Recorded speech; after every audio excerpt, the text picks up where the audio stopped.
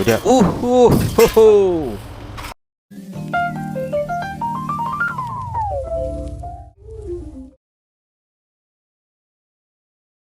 Salam guys, jumpa lagi dengan aku Syahman Abuasan. Dan kali ni aku nak share korang tentang masalah sumbat dekat bawah sinki ni. Masa ni aku buat dekat satu kafe kopi.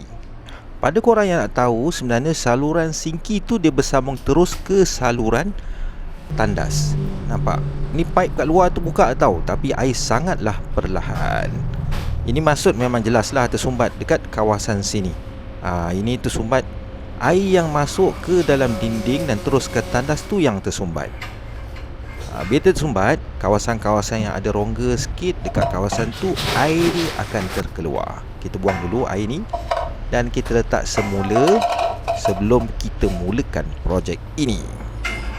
Okay, first thing first, kita akan cabut benda ni. Yang bagusnya memang orang yang pasang benda ni dia tak gam, sebab nak memudahkan proses maintenance cuci saluran ni. Nampak? Kita dah cabut, letak tepi dulu. Saluran ni tak tersumbat. Macam aku katakan tadi, saluran dekat dalam tersumbat. Aku pakai alat ni, guna drill, dan aku masukkan spring type jenis ni, yang mana spring ni memang sangat membantu kalau kata korang ada masalah tersumbat dekat dalam saluran. Kita akan ikatkan spring ni dengan drill. Ikat ketat-ketat. Hujung spring ni kita masukkan ke dalam. Nampak? Ke dalam tempat saluran yang tersumbat ni. Masa ni kita masuk sambil kita jolok-jolok tu, dalam masa yang sama kita hidupkanlah drill tu. Dia pusing masuk pelan-pelan. Ni dah rasa dah ni. Dah rasa ketat dah ni. Masa ni memang kita kenalah main-mainkan dia. Okey, alhamdulillah dah masuk sampai habis. Bila dah masuk sampai habis, kita tarik keluar. Masa ni kalau lawan arah lah mata drill tu, supaya kita dapat keluarkan dia. Lepas tu kita lawan balik arah dia untuk masuk semula spring ni. Keluar masuk. Aku buat ni adalah beberapa kali nak pastikan akhirnya kau nampak tu. Benda ni yang kita cari selama ni. Kita nak keluarkan sisa-sisa makanan yang ada kat dalam ni. Oleh sebab kedai ni kafe kopi, jadinya pada aku ini adalah bahan-bahan ni. Kafe kopi. Alamak, akhirnya alhamdulillah dapat juga keluar isi perut yang kita nak keluarkan ni. Aku masukkan lagi semula. Masa ni memang walaupun dah keluar, kita nak kan pasti tak ada yang tinggal lagi lah. Aku masuk keluar beberapa kali.